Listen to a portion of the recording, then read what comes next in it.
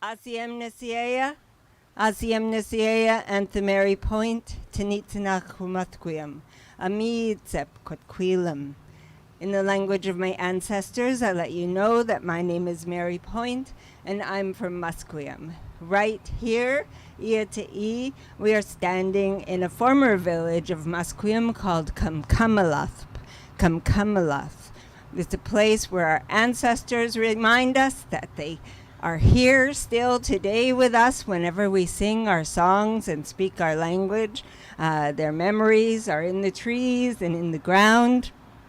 It's a place where they gathered and hunted, potlatched and celebrated culture together. It's a place where our grandparents and uncles talk about coming here, and aunties coming here to play soccer and kicking each other's butt and having good times and good conversations.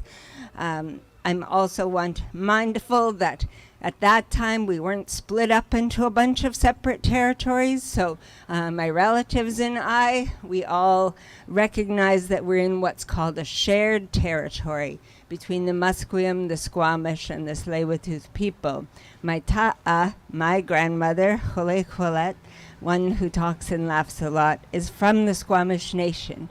And in fact, won Mother of the Year after year from the North Vancouver Elks because she used to paddle across from North Shore to the downtown east side, and her canoe would be laden with gifts for the downtown east side women. She always thought about the young mothers and the elders living down here, and she was written up many times for her generosity to the people in need who she considered our relatives. Even though they may be separated from their natural line of support, she really felt that it was time for us to come together back then. And I remember the newspaper articles writing about her. She was a mother to us all. And that's really what I feel when I'm standing here. And I'm so pleased to be standing here with Kafanasiea Nadine for this grandmother's healing journey. My grandmother didn't have an easy time of things before she won all that recognition and accolades for helping others. She was a product of residential school, and her children were put in residential school, and she wasn't allowed to see them. She even tried getting a job there so she could see them, and she couldn't, and it was painful times and painful days, but we persevered, and that was a huge failed experiment, and we're still here today. That song that I sang, Coming In, comes from another branch of the family, from the Point family, from my great uncle Dominic Point, his traditional name Tiakthet. Our family came from a village called Kwayach. It's an area you may now know as Gary Point in what is now called Richmond. That whole area was renamed by the visitors when they came in, and they couldn't say Tiakthet or Manette or Kwayach, or wouldn't say it. And Captain Vancouver, as he did with other areas, renamed Kwayach after one of his officers. And so it became known as Gary Point, and we became known as the Indians from the Point. And then when it became legally required for us to have last names, we became known as the Points. So there's just a little bit of family history in this time of reconciliation. As I sang that song, I'm mindful. It's a song that our elders tell us we sing when we're entering a new community to let people know we're coming with good intentions. It's a song that we sing when we're standing in community to share a little bit of who we are. And it's a song that we sing at the beginning of any new journey, a wedding, a funeral, a graduation, or days like today as we enter the next phase of this journey with these beautiful chests. I'm just so pleased to be a part of all of this. I remember standing here in the rain on the first day when we were putting our messages, and just the stories that have come since then, and the artists that have stepped forward to join Nadine on this healing journey for our grandmothers. I'm wearing 3 pins that I'm mindful of as I was singing, not just for our grandmothers, but for all that they've seen and we've suffered together. A red dress for our murdered and missing Indigenous women. Some of them are our grandmothers. An orange shirt for our children who were stolen from us and taken to residential school, leaving decades of pain and trauma for us to try and survive and unravel. And I'm very mindful that we've just passed the first anniversary of the first accounting of the first 215 children at Kamloops de Secwépemc Residential School. And I remember that is not news to us, but it seemed to be at a time when the world woke up to realize what happened. And since that time, investigations across North America have uncovered more than 10,000 unmarked graves of our children, a place that never should have happened in residential school. Those children who were taken from us went into the ground without words, without ceremony, without caskets, without markers, without records, and without love. But they were loved, and we do want them home. And we hope and pray that all the DNA work that has to be done on the soil and the remains that are there will result in some reunification of the families. And we know that that's a lot of heavy work ahead and that nothing's going to happen overnight. But I am also pleased to see that it is now being formally recognized as genocide for what it was. So, and I'm also wearing a red beaded puppy because Indigenous Veterans Day is separate from Remembrance Day. And again, this is a time that our grandparents went to war and fought for freedom. They didn't get paid and they didn't get stars or recognition or awarded rank except for posthumously. And that really isn't fair, so we still hold a separate day to commemorate our Indigenous veterans, including those that still go forward and register. So November 8th, we'll keep those in mind. And I mention all of these things in the spirit of what our grandmothers were trying to do. They fought the hard fight for us. They fought the hard fight for each other, and the memories of what they tried to do, and they were always pushed back, but they kept persevering. Many didn't survive, but there's so much to be mindful of, because those of us standing here, we wouldn't be standing here without our grandmothers. And so those stories and their strength is with us, and we want to honor that. So with all that being said, I'm so pleased to have welcomed you here today on behalf of our grandmothers and our grandmothers' journey. And before we begin our program, I just want to allow our youth who brought in this one of the chests today, I want to allow them to introduce themselves and tell you a little bit about who they are and where they're from.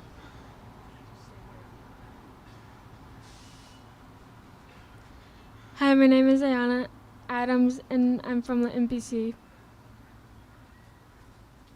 Hi, I'm Tia Adams, and I'm from Lytton, BC as well.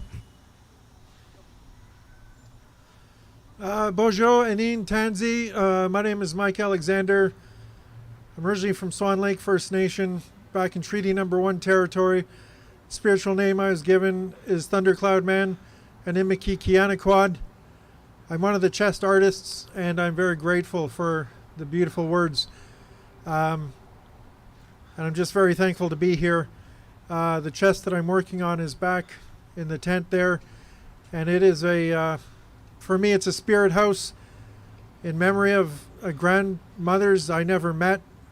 I was adopted out, and I will never know what it feels like to hold her, to be held by her. And that has caused a lifetime of dysfunction and trouble for me. So it's very good to be able to be invited on this incredible journey of healing. It's a red road that I've been on for 6 years now. And I'm finally at a point where I'm able to sort of reach out to my biological family and to meet them and to better understand who I am. And so it's very incredible for me to be a guest here today. Thank you very much.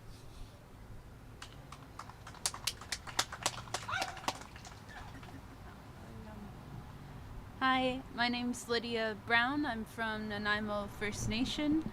My traditional name is Teethelwood. It's my grandmother's name from my dad's side. I'm also one of the chest artists, and I'm just very thankful to be a part of this journey. This your chest here? Yeah, this is my chest. I was told a bit about what animals to include that are important to the poetry on the chest. I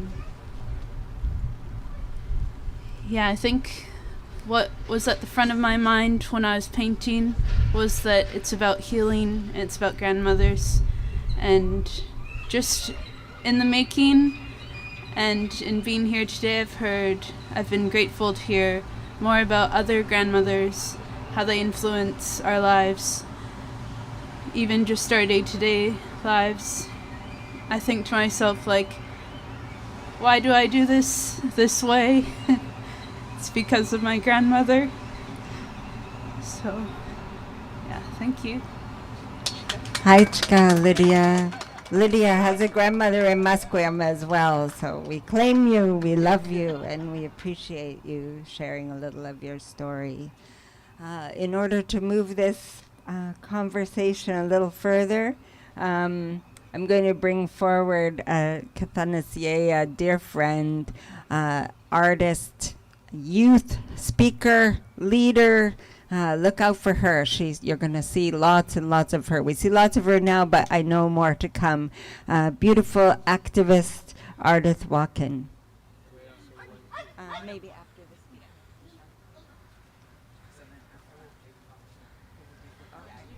Okay. All right. Yeah, I didn't come up here to tell you who I am or anything. I'll just tell you where I'm from. Old village in False Creek. They call it Sinach now. My family came from there. But we got chased out. We went north. I came back. I stayed here. I saw this growing. I saw those children being found. I saw a lot of things. So I looked over my shoulder at what I studied all my life. And I understood then why these people came from another place to here and why they did what they did. It was said, 400 years, you'll be under it. After 400 years, you'll come out. You know who you are? You're the ones coming out. You are the ones coming out. You're going to see it. The whole world is going to see it. Thank you. What's your name? Kitsilano. Call me Kitsilano. Hajka Kitsilano. Hajka. I don't know what I've done with this.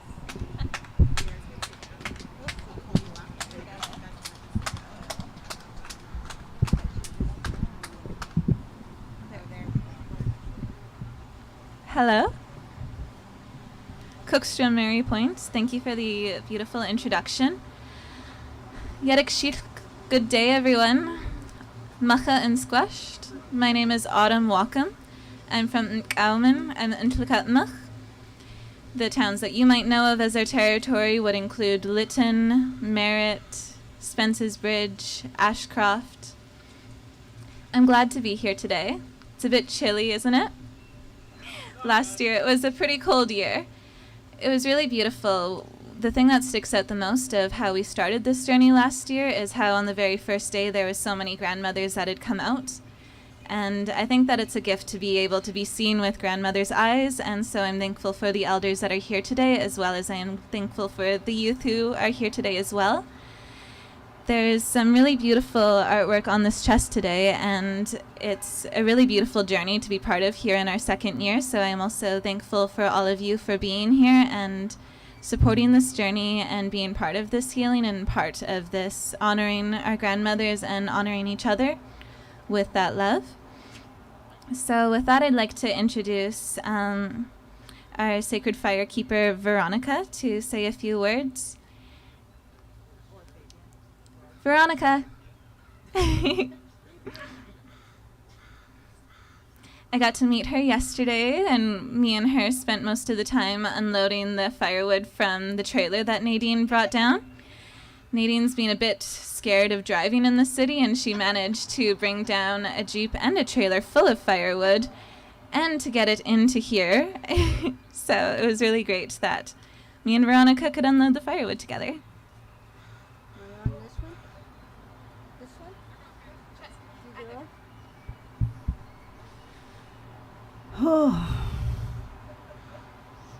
Anin.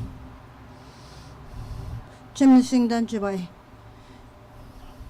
There's no cause of Scarborough Veronica. And it's now Bitcoin. Yeah, I want to welcome everyone. We're at Oppenheimer Park.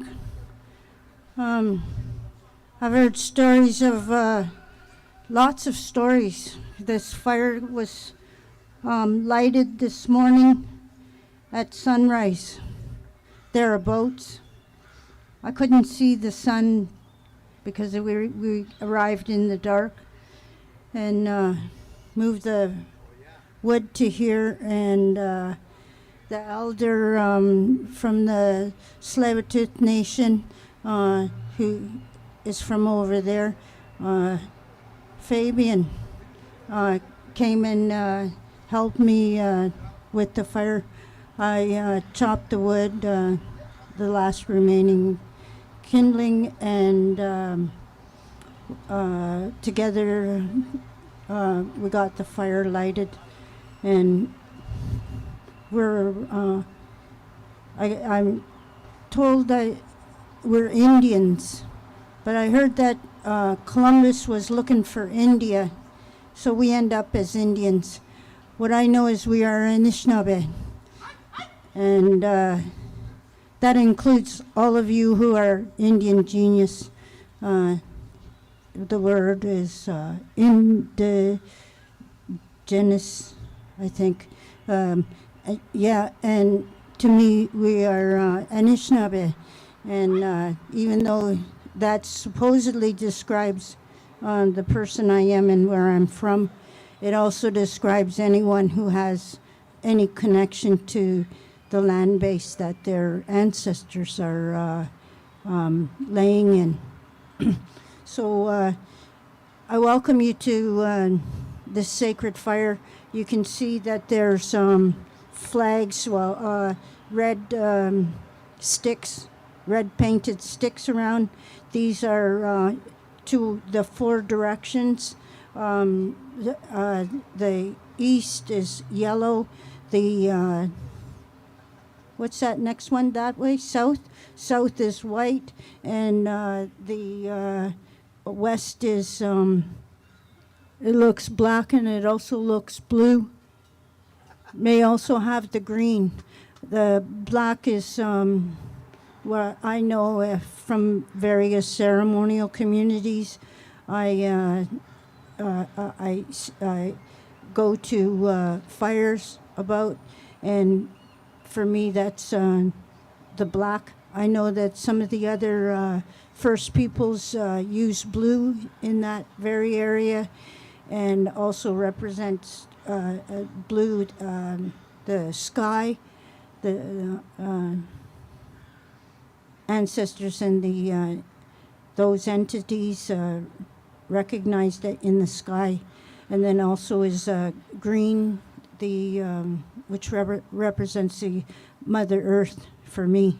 And then on the where's that? West. West must be yellow, red. Yeah, it must be red because I don't see red in the other place. Oh, there it is. I see it. Yes, west is red. And this is the same as I know the communities that go to ceremony at sundances. And I myself, and we are a number of us that are here that attend and ceremony at Sundance. So these are the colors that are represented in these flags that are here. They're tobacco that's tied into a small bundle, and then put on those red sticks, which are willow sticks, and painted with a red ochre color. Yeah, so I welcome you to a sacred space, which I think that all of these colors represent for here in Oppenheimer Park, and for all of the community that isn't in Oppenheimer Park outside of here. And I just want you to know that that fire connects you to your ancestors, our ancestors, and you want to come to the fire and say hey and put some medicines that are on the table underneath that tarpaulin, because it was supposed to rain.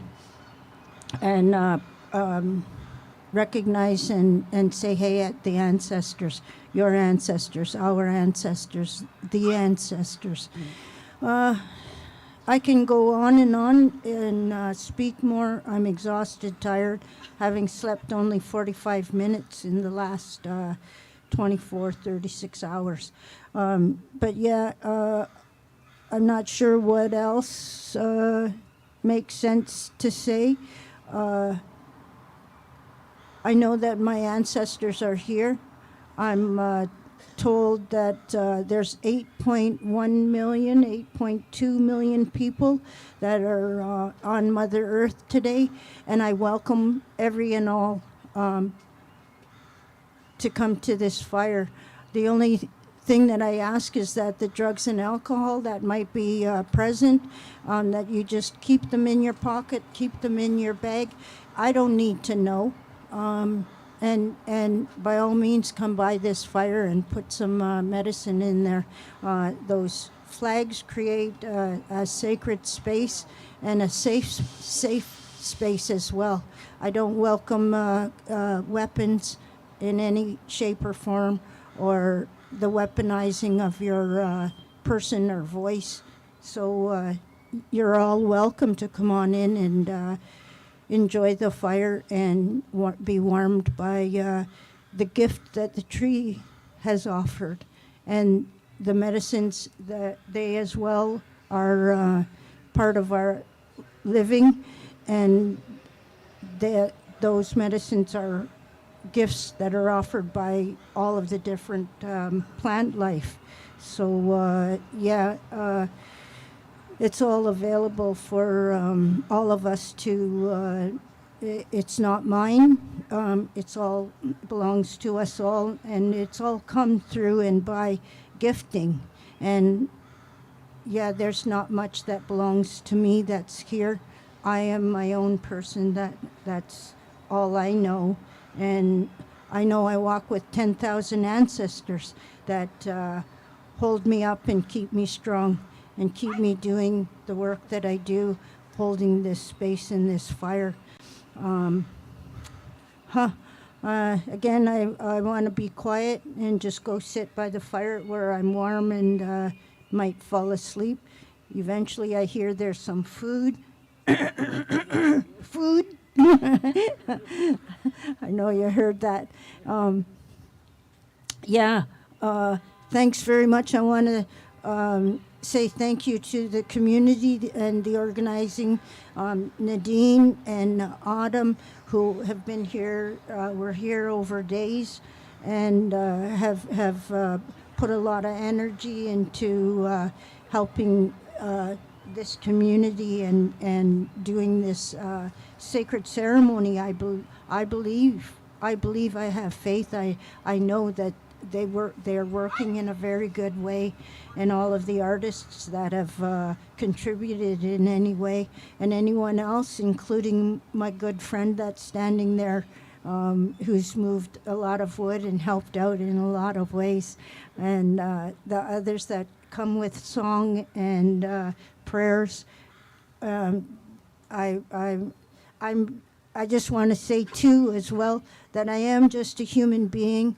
I haven't swore right here at this moment in time, but it's not to say that I don't. And my ancestors have not called me home for that one. And I'm really glad to be here, still able to swear and still able to talk, even though I got to talk on a gadget. I don't have one of those longhouse voices like some of the ones I know behind me and around me.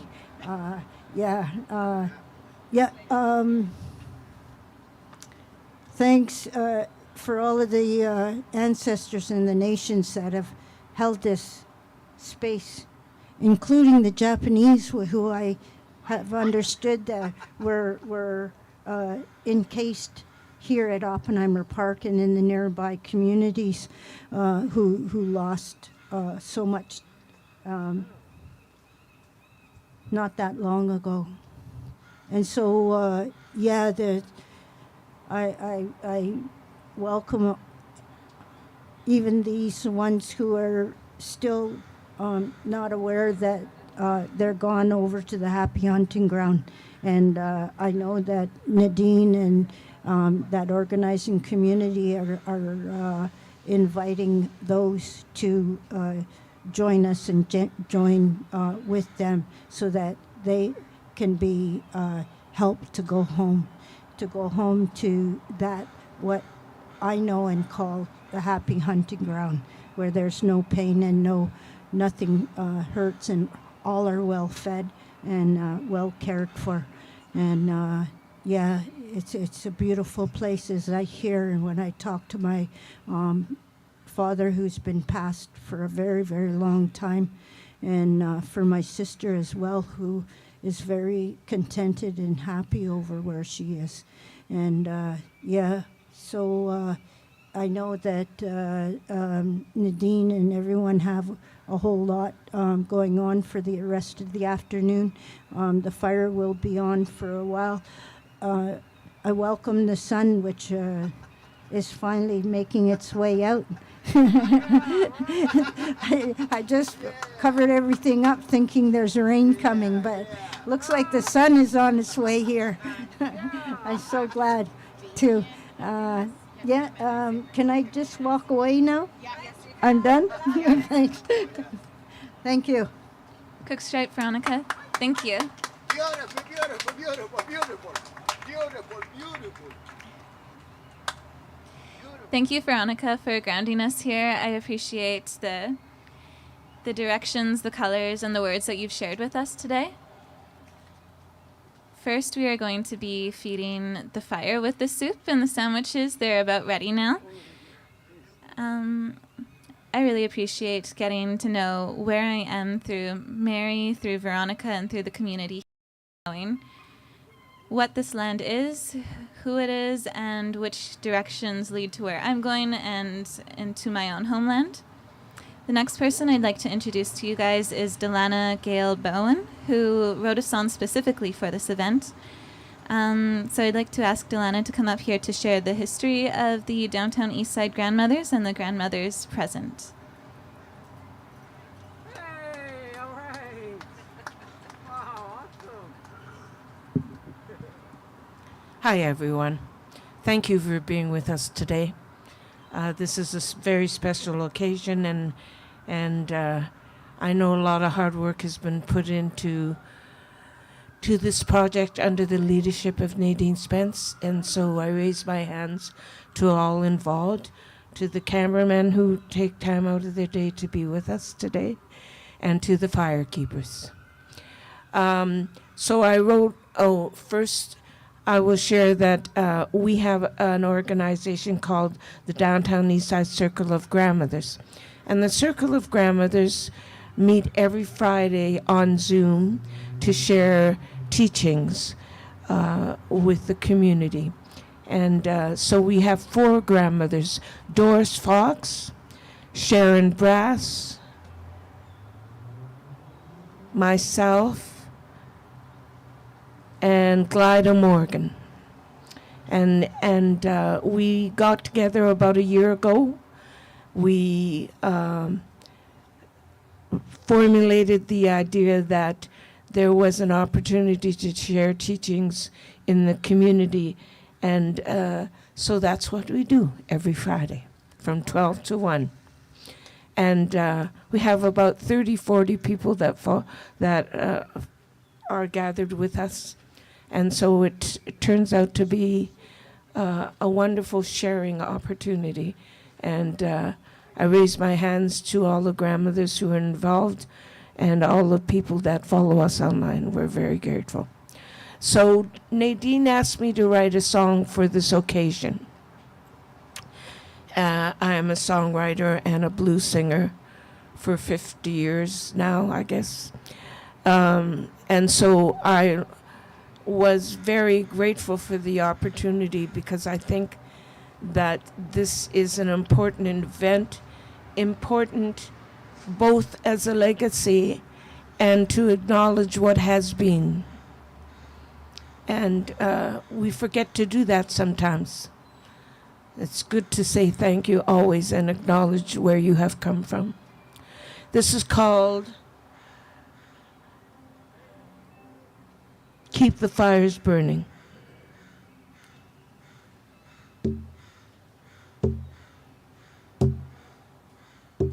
We are the present and the past. We share our light. We've lived our truth so that you could shine bright.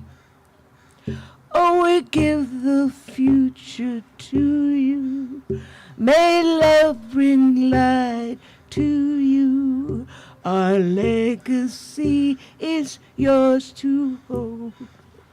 to share the stories yet untold. You carry us into the future. We thank you for your duty. We thank you for keeping the fires burning in your heart, keeping the fires burning in your homes, down in the streets, keeping the fires burning. We come from lives well lived, and for us over time, the many mountains we did climb to stand here now, knowing the lessons that have come, sharing the goodness that has come. We thank you for your duty.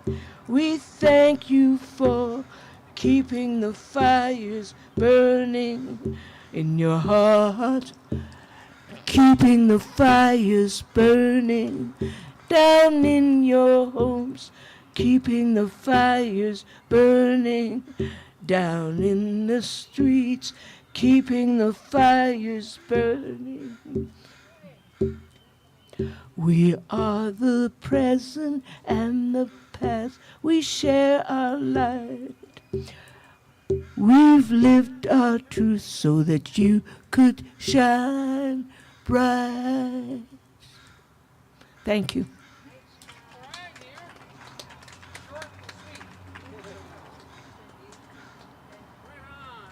Thank you so much, Dalannah Cookstrom. Lunch is ready. We have stuen soup and fish sandwiches and shwujum Indian ice cream, so you guys are free to come into the building here and line up for some lunch.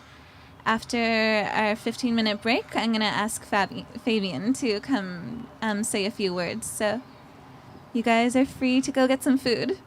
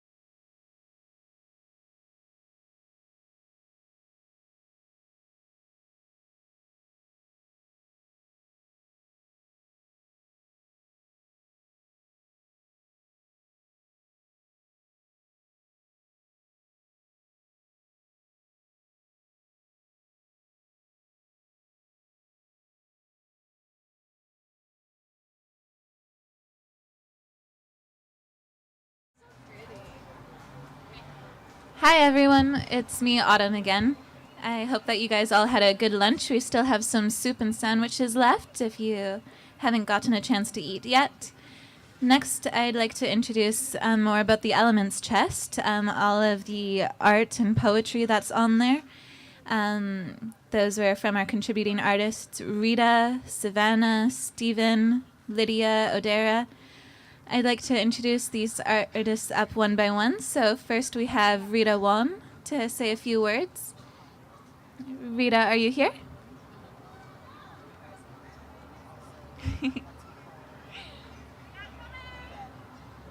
Rita is on her way, so I'll give her a moment.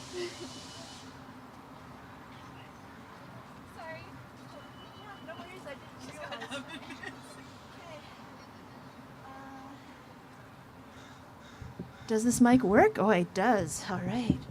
I just want to say thank you to everybody here. It's such a beautiful gathering. And the other night, Nadine was talking about bringing her grandmother's home in a good way. And I'm just glad that we're able to do that together. There's some salmon that was freshly cooked. I'm just going to bring it out over by the fire if anybody would like some salmon. And maybe I'll just share the poem. And I should introduce myself properly. My Cantonese name is Wang Gam Yi. My family comes from the Pearl River Delta in southern China. I grew up on Treaty 7 territory, the homelands of the Siksika, Stoney, and Tsuut'ina First Nations. And I'm grateful to live here on unceded, beautiful Coast Salish land.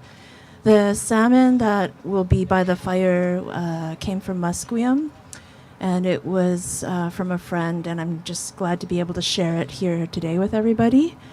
And here's the poem that is on the chest. It goes like this.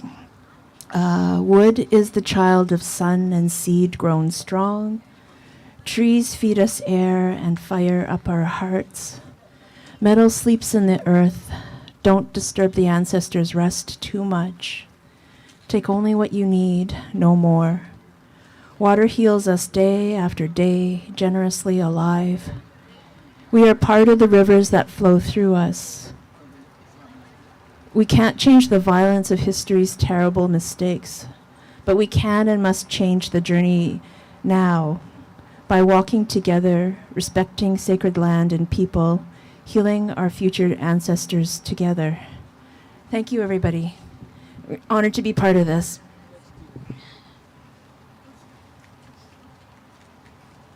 Thank you so much, Rita. The next person that I'd like to introduce to you is Savannah Walling. So if Savannah could come up here and share a few words of her own.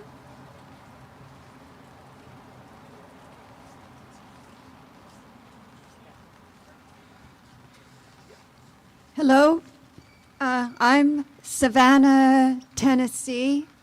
Walling, I carry my great-grandmother's name. And I'm also carrying the name Sha'atsa, Haida name that was gifted to me by Bernie Skundal Williams, supporter of all things. I've lived in this neighborhood for about close to 50 years. I think I live just up the street from here. It's my home community, and I'm grateful to have found a place to live and work and do my art and raise my son here on these ancient homelands, unceded homelands of the Squamish, the Musqueam, and the Tsleil-Waututh.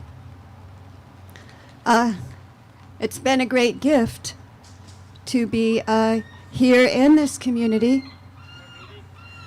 And it's been a great gift to be invited to join and help to support this journey of healing honoring our grandmother's healing journey. Nadine had asked me as well to help contribute to the journey by sharing something that comes from where I come from and my family's stories. I'm an immigrant here in Canada.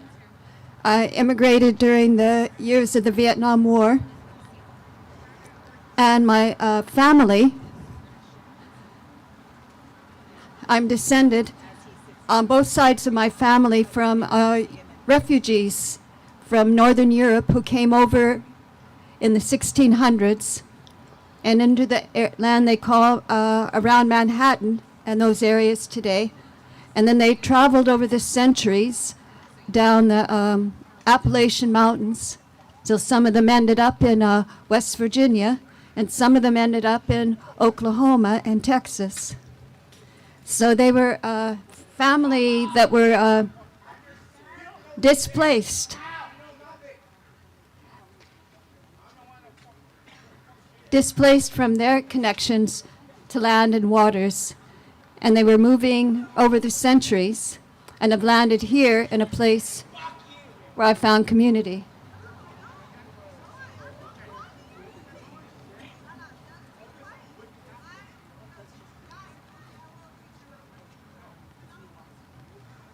I'm just letting the air settle for a moment. And in my family, there are many stories of families divided by family feuds and by civil war. So that on both sides of my family, the brothers fought on opposite sides of the civil war that happened. And one of the stories that has come down through my family is the source of the poem that I've been brought to share here. And it was a story of, I grew up hearing the story of a young girl named Cynthia Ann Parker, who back in the early 1800s, she was kidnapped by Comanches, Kiowas, in a raid of her family's fort that was a little bit east of Waco. And then she was raised by the Comanches and cared for with a lot of love. And she married into the family. And she had 2 boys and a daughter. And then when she was around in her 30s, she was again the subject of a very violent raid that happened when a group of Texas Rangers and volunteers came and attacked the village that she was in. And they ended up killing most of the old men that were there in this hunting village, and the children, most of the women. And they saved her and her daughter because they saw that she had blue eyes. And she was taken back to her to her Texas family. But she was always longing and in great grief for the sons that she was separated from. And then one of her sons was Quanah Parker. And he was the last Comanche, his group, to surrender at Fort Sill. And then he became asked to be a leader. He always looked for his mother, and he was never able to find his mother again. And my great-grandparents' farm was next door to the farm of Quanah Parker's youngest son, Tom. And Tom Parker was married to a woman who was also descended from Comanche captives. And one of their grandchildren was Norma Jean, who was my Aunt Sissy's best friend all the years of growing up. So there are many tangled stories in this history. And now the lands that the Parker family lived on and that my family lived on was confiscated by the city of Lytton to be a lake. So now all that's left is the water. But out of all of this came a poem, and I'll share with you the poem. It's about learning to walk a new road. If your ancestors hurt mine, and if my ancestors hurt yours, how do we move past things that are broken and torn apart? How do we walk forward and leave our histories behind us? How do we carry our ancestors with us? What do we leave behind? And what do we carry forward? To walk on a new road, past pain and shame, coming together as family and as neighbors. And I want to thank Lydia Brown very much for the beautiful images that she created in support of this poem and this story of the grasslands, of water, and of a heron, and the birds that have been so much a part of my life and so close. And I want to thank Nadine and the circle of her family and artists around it, and the other artists with whom we worked on this chest, for this being invited to be part of this story that is so important to honor all of our grandmothers from wherever we're coming from. And finally, I want to thank all the cooks and people serving this delicious food to warm us up on this November day, or October. Anyway, thank you. Thank you, Savannah. Next, I'd like to introduce my uncle Stephen Lytton as one of the artists contributing to this chest. He's going to share a poem with you guys.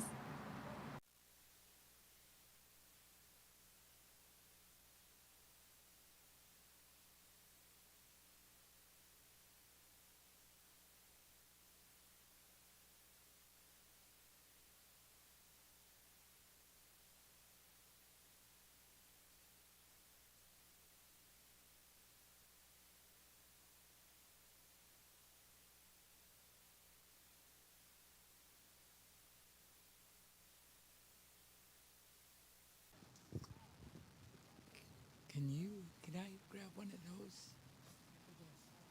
This one will work. Can you hold it? You'll have to. Thank you, ladies and gentlemen. Thank you, our stakeholders who have helped put this together. I'm very honored to be here to share the poem of honoring our grandmothers. And in so doing that, we also honor yours by being here because you let us into your house. Honoring our grandmothers. Honoring our grandmothers. How do I honor our grandmothers and their legacy? By understanding the legacy and the history. Listening to the answers in my heart. Retrieving what still exists by doing and learning as I go, knowing and sensing that you are present today. I lost my ability to bond with family. I was forced to nurture and bond with strangers. I know and realize I must change the paradigm. I no longer want to survive, but thrive. Does thriving mean running away from my legacy, our legacy, or to learn to bond with myself and nurture myself, and therefore learn to nurture and bond with community and our people? I'm beginning to understand our history and its continuing impact on our people today. I realize I can't run away from the responsibilities you've bestowed upon me today. I understand what we are dealing with. I understand the history. I am a part of it. I live it. I eat it, I drink it, I sleep it. Running into our history is the answer, not running away, but dealing with it head on. Giving those a hand up who require it daily. We move forward together.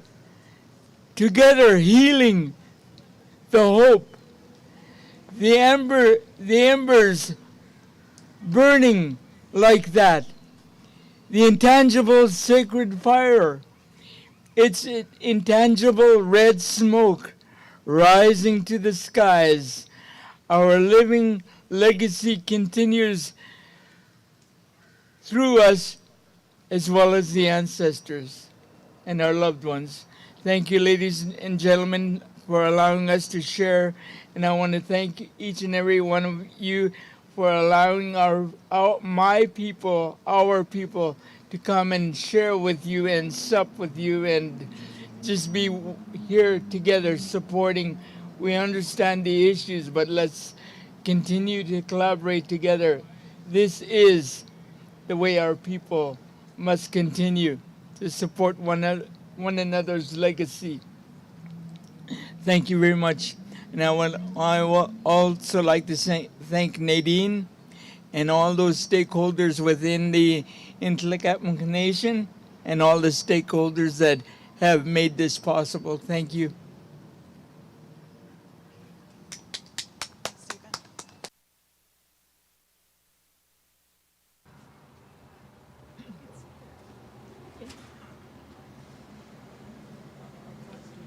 Thank you, Uncle Stephen Cookstrom. The next person I'd like to introduce is Lydia Brown. Lydia Brown, are you here?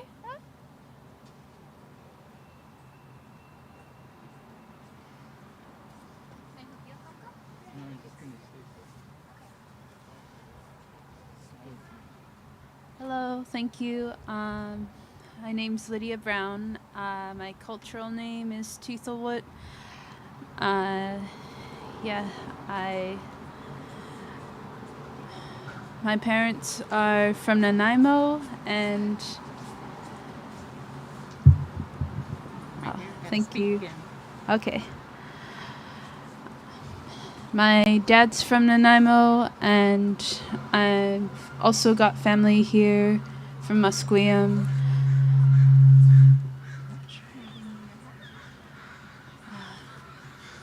Yeah, this has been a really fun, creative journey, painting. A lot of the symbolism, I just ended up going back and looking at old sketchbooks or from my time in Musqueam. I lived with my sister there.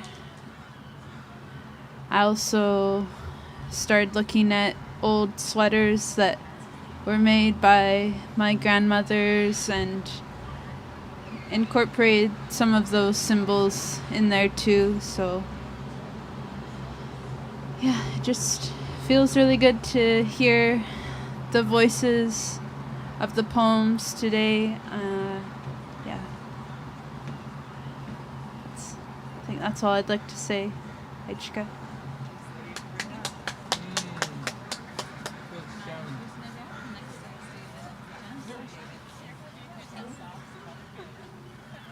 Thank you, Lydia. Next, I would like to introduce David and Jen Sunshine to say a few words.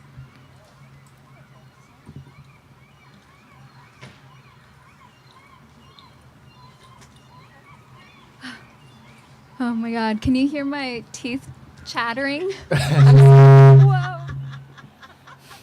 Okay, maybe I shouldn't stand so close. No, that was me. Maybe that was my teeth chattering and causing a disturbance in the speakers. My name is Jen Sunshine, and to my right is my dear friend and longtime creative collaborator. David Ng. We can be closer if you like, just to show how close we are. We are the co-artistic directors of Love Intersections, and sorry, we can't have this. The speaker can't do that. Okay, so that's what it is. Okay. Am I in the way? No, not at all, Stephen. All right. Okay. How's that? Okay, I've been told to speak louder. Okay. Yeah, so as Jen mentioned, me and Jen are co-artistic directors of Love Intersections, a media arts collective of queer artists of color. We were asked to say a few words, but I think really we just want to thank Savannah and Terry and Nadine for inviting us into this project. This project, is really, this chest was really the artists made and painted by the artists that you've all heard from already. So we just really want to thank everyone for, inviting us to be a part of this project. Oh, I want to shout out Margaret for screen printing the poetry and the text onto the chest itself.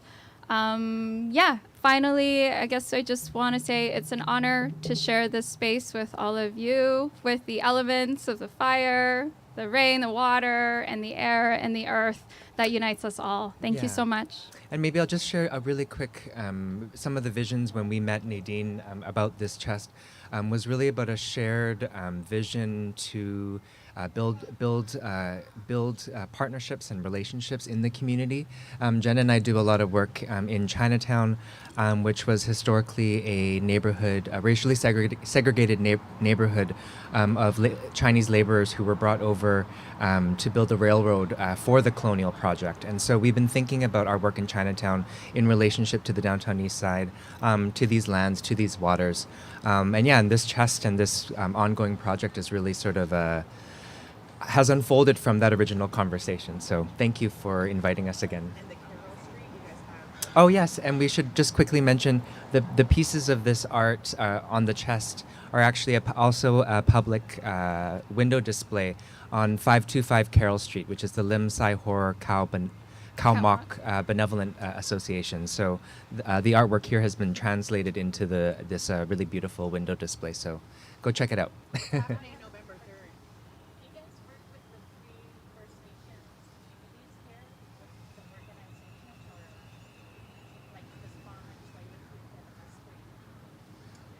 Not directly, no.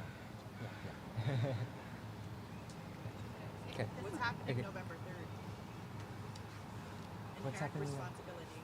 Oh, yes. Massey, right? You guys are going to be there, Inherent Responsibility at Massey Yes. as well, and that's going to be discussion also probably around that. Yeah, so that's Nadine's saying on November 3rd there's a panel conversation at Massey Theatre on Inherent Responsibility, a conversation on protocol.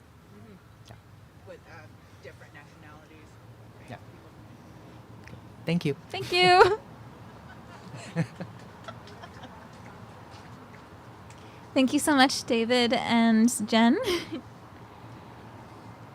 Really appreciated your words and having you guys here today.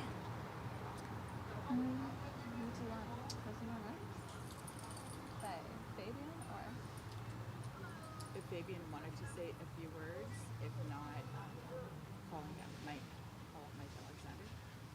Okay. Where's Fabian?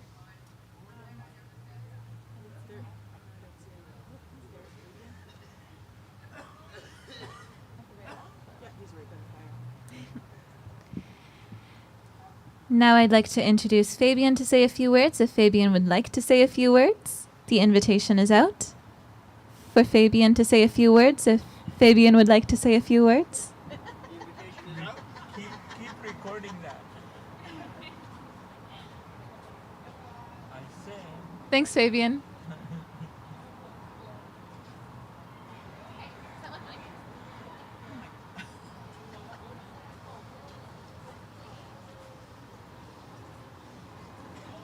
Thank you, Stephen, for backing me up, bro. Yeah, you're welcome. Aho, CM. I want to thank you all relatives for being out here today. You know, we started the fire at 8 o'clock this morning. As soon as the sun rose, we started that fire. We have that connection. And just come to put some tobacco in the fire for our relatives. That's why we're out here, to help our people with the prayer that they have in their heart, that they can give to the Creator, the Great Spirit, to Goshala, the name that we go by, the Creator. So I just want to thank you all. You know, my name is Cedar Man. I'm from Tsleil-Waututh. And my grandfather is Henry George, and my grandmother Mary. And my mother is Winona George. And my father is Donald Williams from Tawasin. So I'm the West Coast Salish here. Welcome to our land. The Squamish and Musqueam and Tsleil-Waututh, our nations are joined together. We're always family, but we were broken up during contact. So just to say thank you for all of you being here today, and ahu matakwiyase, all my relations. Thank you, brother. You're welcome, brother. Bring it on. You did a great job, brother. Cook's Jim, thank you so much, Fabian. You're welcome. Next, I would like to introduce Nadine Spence to say a few words.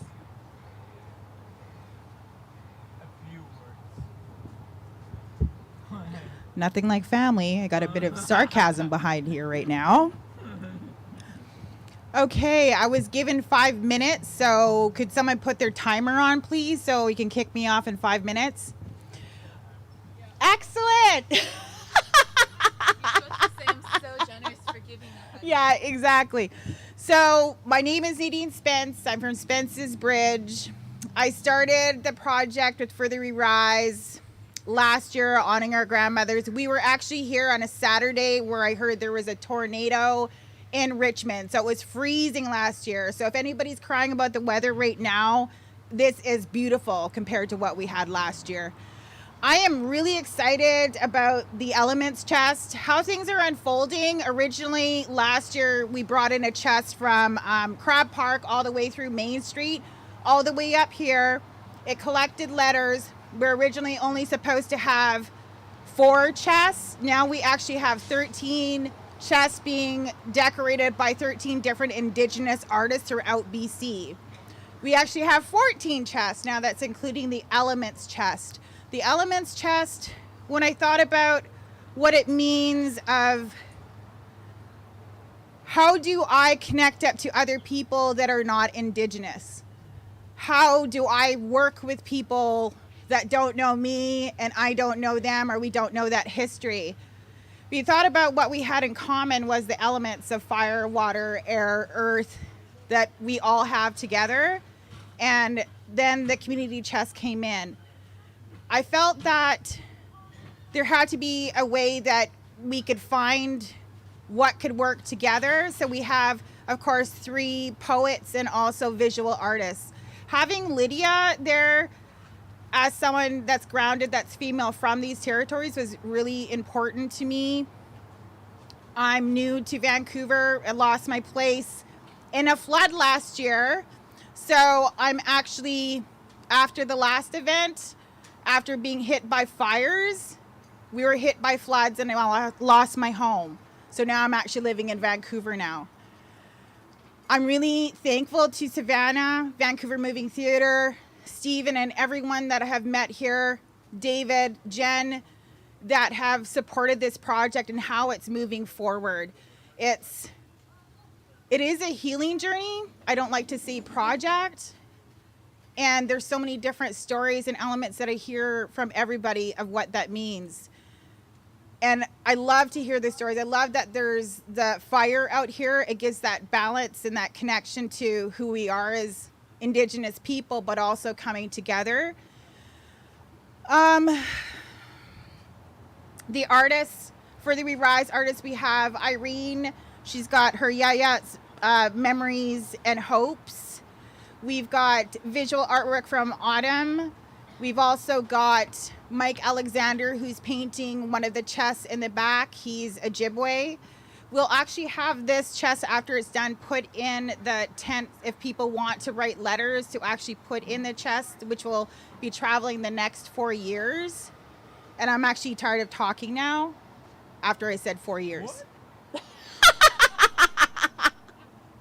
We are actually we're going with the cycle of the salmon. So this year, Adams River Run started and it ended. So I actually had my chest brought up to Adams River just to ground it in what this means of traveling with the wild salmon.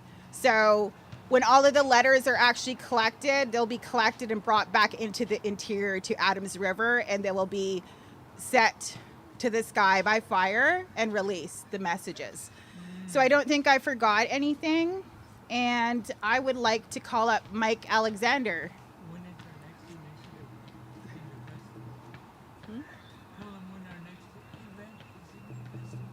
Yeah, we'll get Savannah to do it.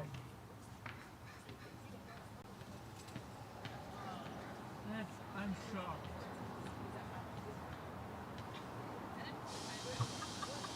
I am totally shocked.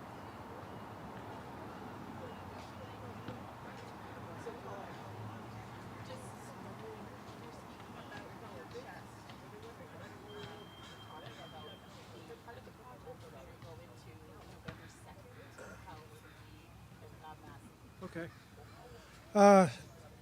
Hello again, or maybe for the first time. My name is Mike Alexander, a Nimikie Kianaquad, Thundercloud man, part of the Crane Clan. Back home where I live, I found out, I guess I was reminded this summer of kind of how we deal with the with our loved ones when they pass on and they cross that river to the other side. You know, I didn't grow up with my stories. I didn't grow up with my teachings. I didn't grow up with my culture. And that's really hard that's been really hard on me, for sure, as it has been other members of the 60 Scoop. And it's been a very rewarding and very incredible sort of journey home, both literally and figuratively. It was about 3 years ago now that I discovered who my biological parents were, and I suddenly had brand new aunties and uncles and even a sister that I could add to my life for the first time ever. And these are people that I've always thought about, always wondered who they were, as I do wonder who I am. And you know, so finding out who my parents were was an incredibly empowering occasion. It was something that was a dream that seemed to have come true. And it also allowed me to enter into a period of grieving. I've grieved before, but it was never anything like this. You know, coming to terms with the fact that I could still love something that couldn't hold me anymore. And so that has been something that's been kind of an important part of how life has been. And I think that these are good things for me to experience. These are things that I was once terribly afraid of. These are things that I didn't want to know. These are things that I didn't, you know, terrified me. But now I'm in a better place to be able to receive these blessings and to be told these stories about kind of my own history that were stolen from me. And so I've been back to visit my family a couple times, and this summer I went back to Winnipeg and we drove to the res, and I was able to visit my mom's final resting place, I guess. And back home, we don't have you know, sort of cement or whatever stone, you know, grave stones. We have spirit houses, and that is where we put our loved ones as they prepare for a journey to the spirit world. And I visited my mom's spirit house, and that was an incredibly moving experience for me. It was as close as I'd been to her since I was born. And it was good to be home. It was good to visit her. It was good to spend time with her. I feel like in my life, you know, I often feel that she's kind of providing guidance for me from the trees, where she, you know, can take the form of an eagle or something else and can just sort of let me know that she's there. And when I paint, I also feel her presence. And it means that my art is actually a spiritual sort of connection between me and that world. It's a connection between me and her. It's between, you know, me and my ancestors. So it's very important that I, you know, paint every day. And so it's a very honoring experience to be able to receive a gift, such an important, honorable gift, courtesy of Nadine and created by Salish and Stolo carver Peter Wayne Gong, who have given me this wonderful blessing to work on.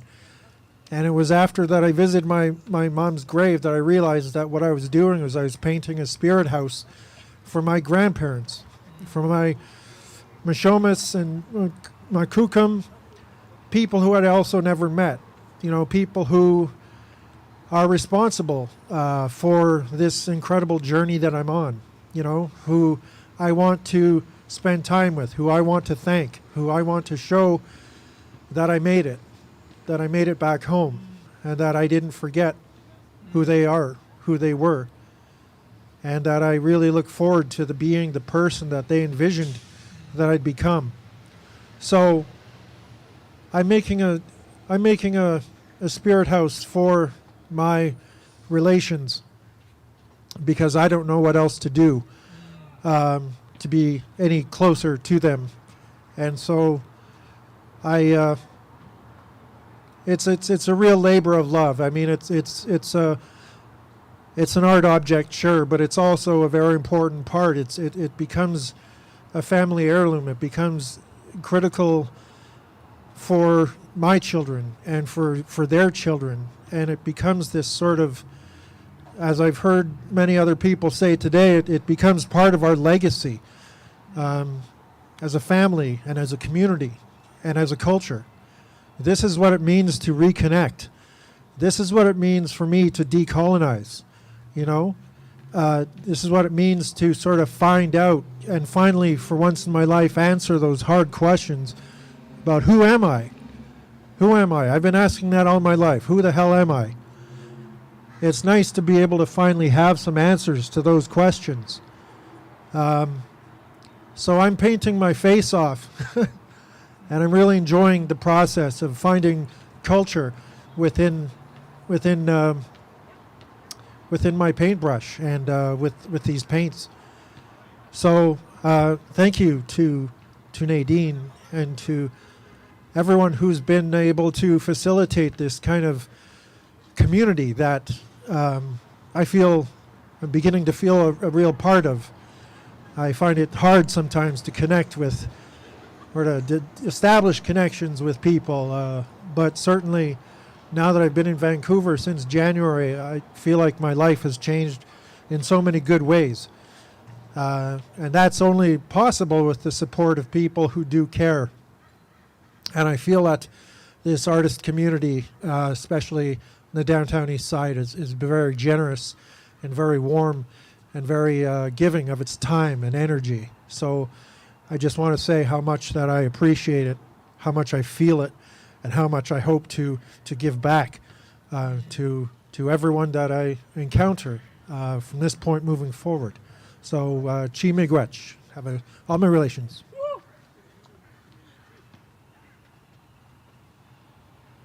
Thank you, Mike.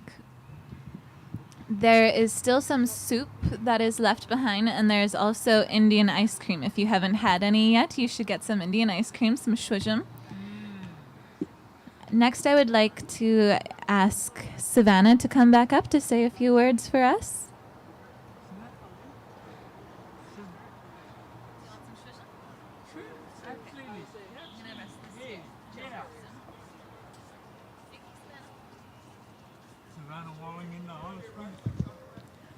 Hello, I'm speaking a few words with one of the other hats that I wear as the artistic director of Vancouver Moving Theatre, who produces, with the help of many, many, many other organizations and artists, the Downtown East Side Heart of the City Festival.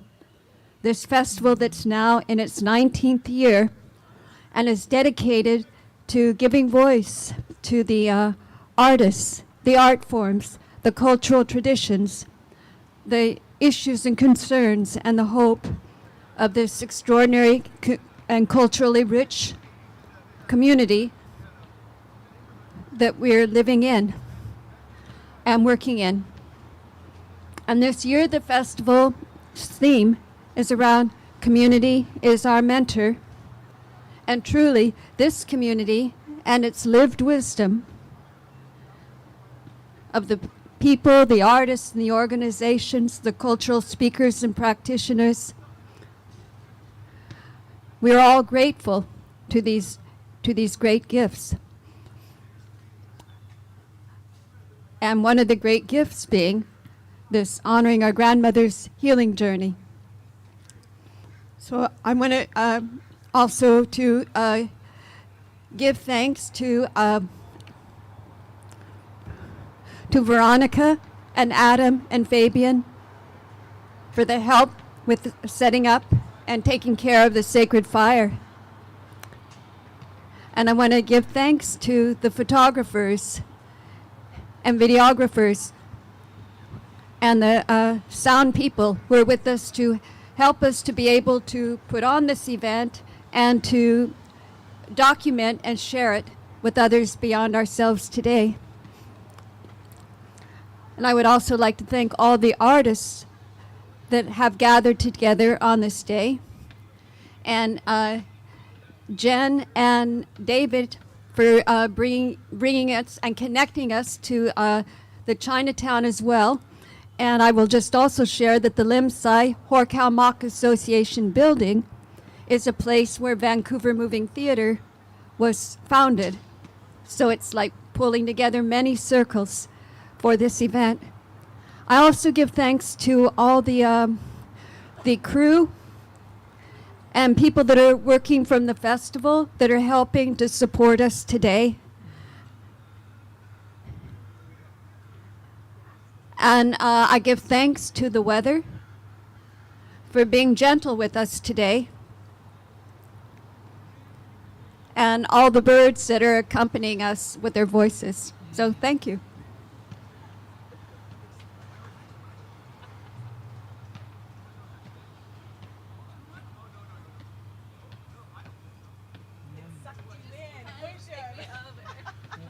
We can't have dead air. We're serving some shwujum up for you guys. It's a really good dessert. If you guys don't know what it is, we have a berry called shwujum or soapberry that it foams up when you stir it up in a bowl with sugar. So it's really good. It's also kind of an acquired taste, but you should try it out. Next, I'd like to introduce Pauline and Ernie Michelle to say a few words for some closing. So they're walking from over there, but we'll get some shwujum out to people.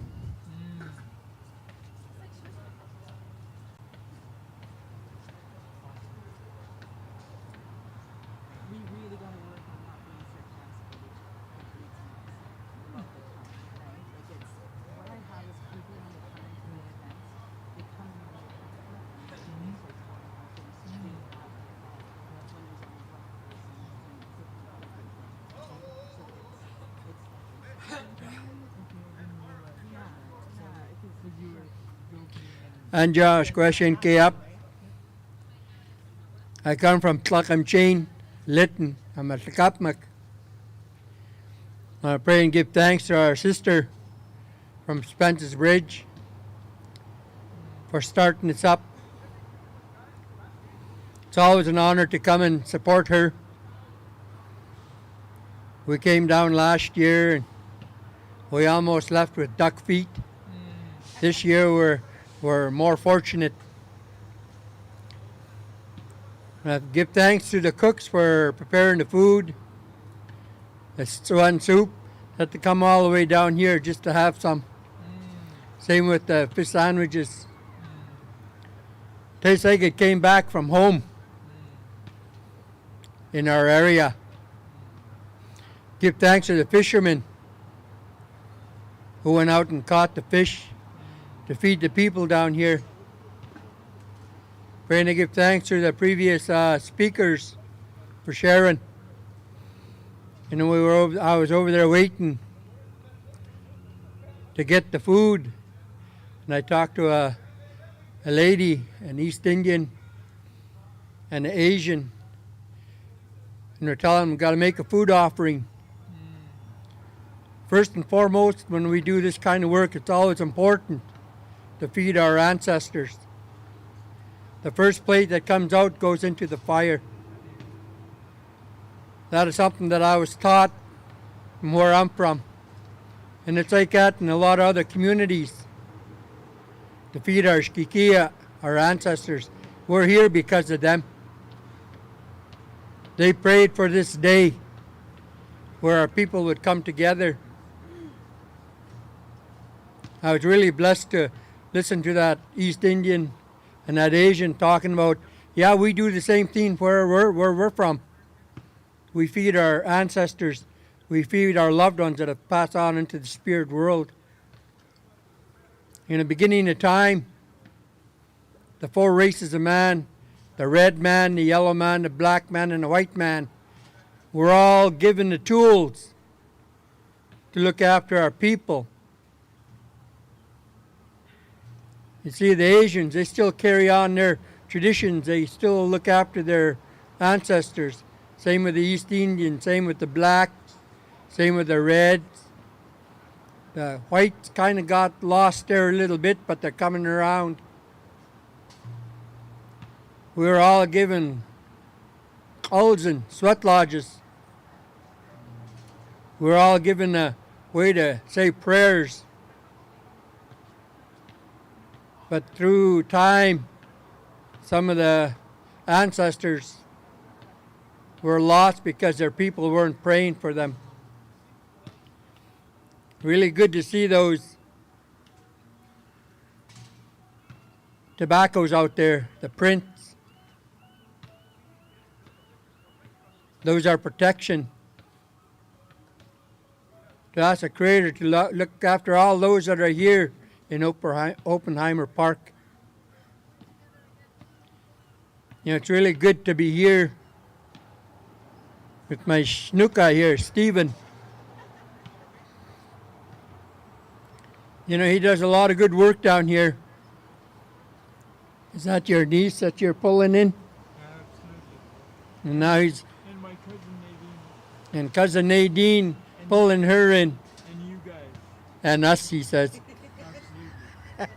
But you know, that's what it's all about. You know, my wife and I were grandparents. We have 8 grandchildren. We have 3 children. You know, 61 years ago, I was taken away from my family and brought into the residential school. I was there for 9 years. And after that, I became a ward of the court because I got in trouble with the police. And I spent time in a group home until I aged out 19. You know, the residential school was a hideous place. You know, a lot of our people perished there. The 215 is just the beginning. And there'll probably be thousands more found at all the residential schools. But you know, we're here today to look after and thank our grandmothers,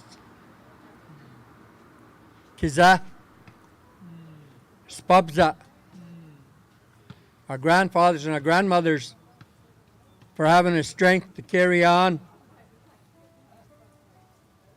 You know, they suffered a lot. Some of them were threatened to get thrown in jail if they didn't send their children to the residential schools. But in my time, that was done away with. But when the residential schools first came out, that is what happened. You know, so today we're here to give thanks to our grandmothers, all grandmothers of all races, the red, the yellow, the black, and the white. If it wasn't for our grandmothers and our grandfathers, we wouldn't be here today. Through their strength and their belief that we will survive, and we are survivors. We've been to hell and back, and we're still here. All our trouble began 500 years ago when Christopher Columbus supposedly got lost and found the New World. But they said he didn't even discover North America. He discovered some islands. But they credited him with finding North America, Turtle Island. From that time on, you know, our people were inclusive. They looked after these people. They were sick, scurvy, dying. And our people took them in, made them well, fed them. And then they started looking around. Then they could see all that money. So they started taking. A year and a half ago, our Mother Earth said enough. She burnt our town down. She flooded and washed out the roads. And then the fires came. Fire is a cleansing. It came and it cleansed the land because it's trying to tell our white brothers and all those that go out and take the resources, enough. No more taking. The way we were taught, our people, when you take something, you give something in return. You leave a gift to our Mother Earth. But you know, our white brothers, they didn't do that. They got greedy. They kept taking. And our Mother Earth said, enough, no more. So that's why you're getting fires down here, which never were before, but climate change, so they say. Our Mother Earth is shifting. She's trying to make herself well. So I'm really glad to be here to come and talk a little bit about what I was taught by my ancestors, by our mothers, our fathers, our grandparents, our uncles and our aunts, our older brothers and sisters. I'm the youngest one in my family. I'm 67. My oldest sister is up 86, maybe even older. But I just want to thank each and every one of you and all those that came. Even the geese, they're listening. The sea eagles, they're listening. They want to be a part of this. Even the little four-legged friends there, they're here, they're listening. They know. But thank Sister Nadine for asking us to come on up. And I ask my partner here if she wants to share any words, or if she'll say, no, you do it.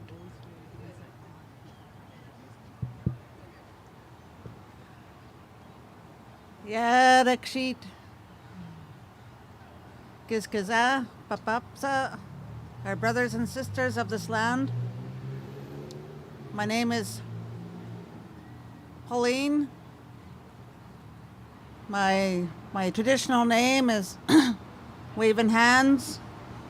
I wanna say today is a good day.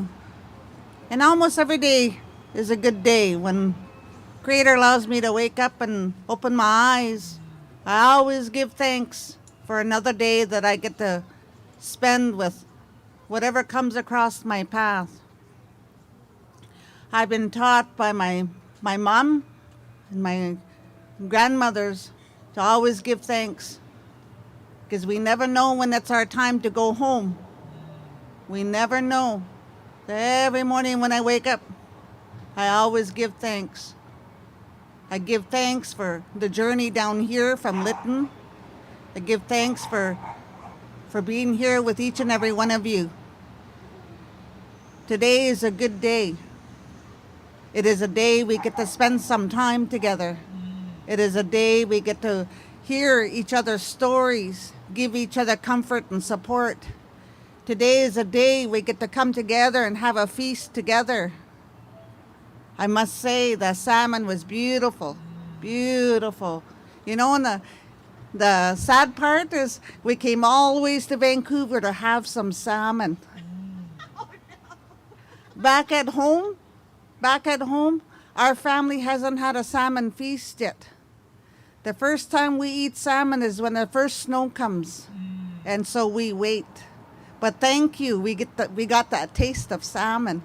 But back at home, traditionally with our family, we don't touch salmon until the first snow falls. The minute it snows, yes, we get to have salmon.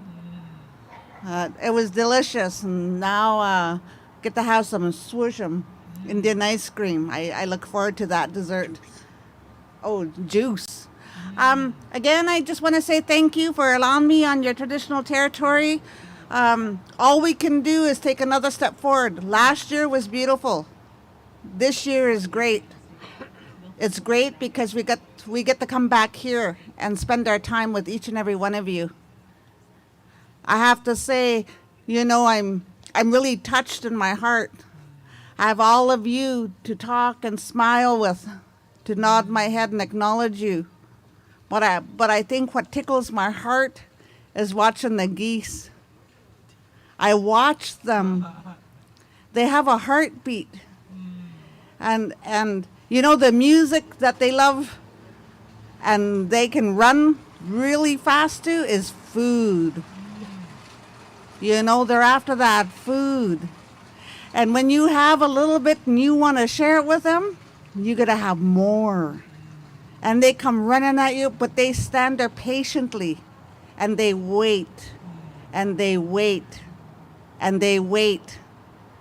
And some of them will even come up to you and take it right from your hand. To me, that's a gift. I got to sit and I got to watch them. To me, that's a message. That's a really strong message to be able to watch them. I hope and pray that in holding up that mirror, the message of the geese, sometimes we need to sit back and just watch. Watch, listen, hear, and learn. With that, I'll say Gukshem, all my relations. Hope, man.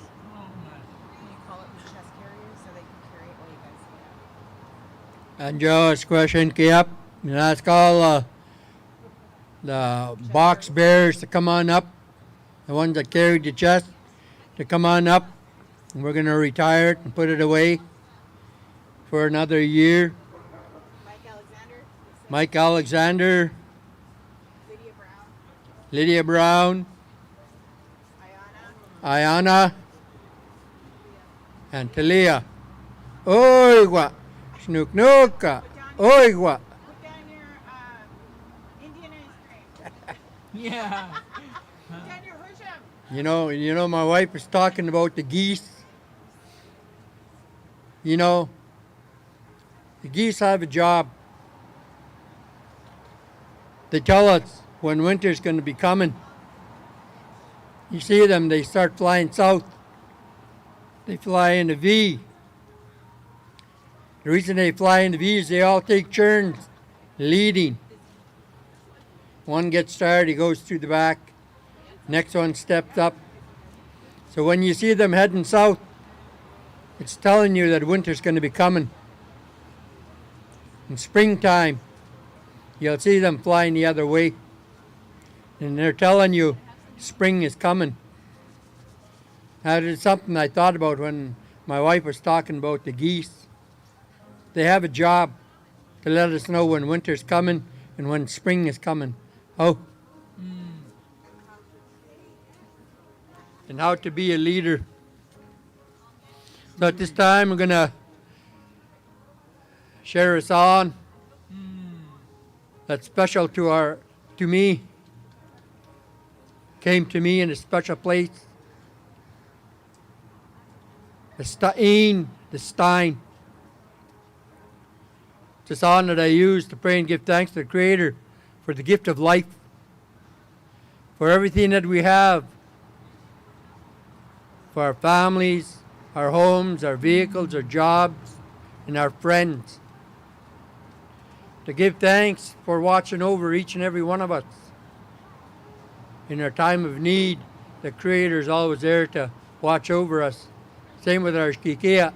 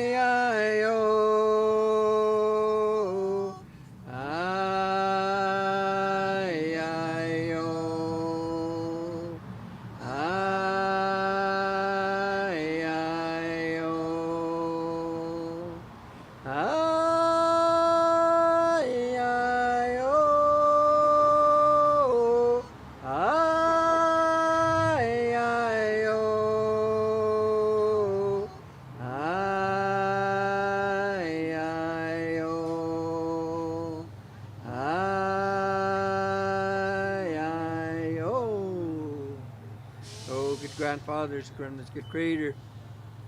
Once again, I pray and I give thanks for the gift of life this day for each and every one of us.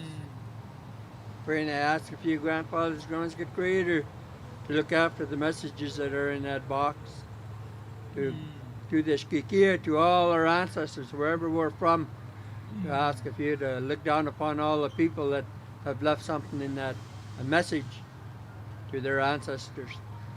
I ask of you once again, pray and give thanks for all the people that were involved, the firekeepers, the cooks, those that provided the food, the wood, the shelters, the technology, the videographers, photographers. To pray and give thanks for them to be here to document this event. It's history in the making. That our young ones, the future generations, will look back and say, our ancestors did this for us. They prayed for us that we be strong in our belief to do the work that is meant for us, to carry on the legacies of the past Shkikia, the ancestors that have gone on. We're here today because of them.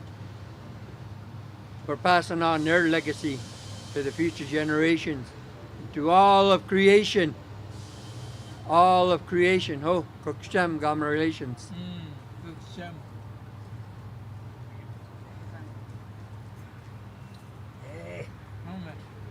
Quick weeks and Kukshem. Yeah, I can so. Oh, man.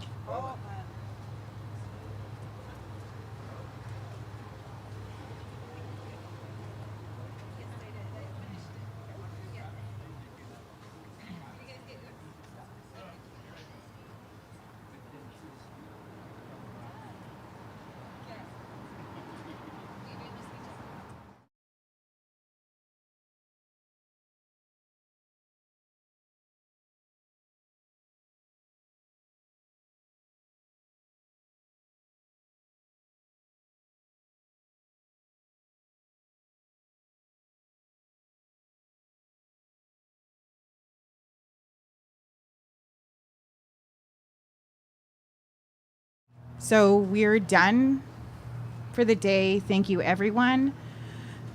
The mic is going to be open. There's a couple people that wanted to say a few things. They're welcome to come up. I'm going to have someone else control the mic so we can have a break. There's still soup there. Please come and finish the soup. Whatever's up there's still hujum. We call it hujum and hujum juice, Indian ice cream. Please come and have some. I would like to see it all gone. So here we go. Thank you.